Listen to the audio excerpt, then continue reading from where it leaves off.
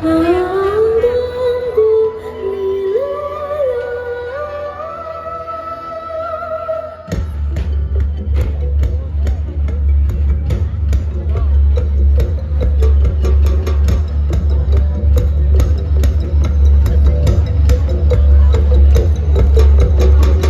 Usa ka damgo, usa ka pahimangno.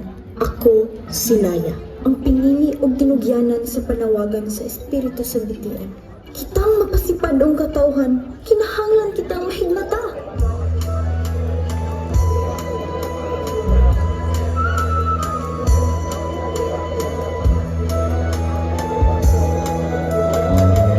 Mga katawhan, kining damgo dili damgo lamang. Usa kini kapahimangno. Gipili ako sa Espiritu sa tubod aron pukawang kamugikan sa kalimot. Gibiyaan nato ang mga paghalad. Gilibod nato ang gasa sa kinaiyahan. Apan karon, banhawon nato ang mga kasing-kasing. Aron ipahinumdom nga ang gasa mawala kung dili pasidungog o pasalamatan. Pamati, kay ang Espiritu nagahuwat sa inyong pagbalik.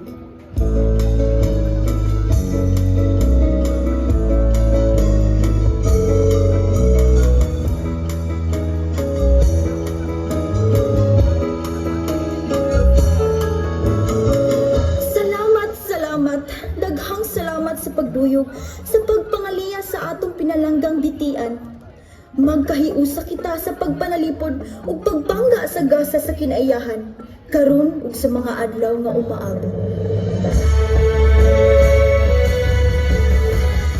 Paglabay sa daghang katuigan, sa abunda ug manong nga ani, dito ang laing gasa sa ito. Ang kahumot sa kapeng tuburan.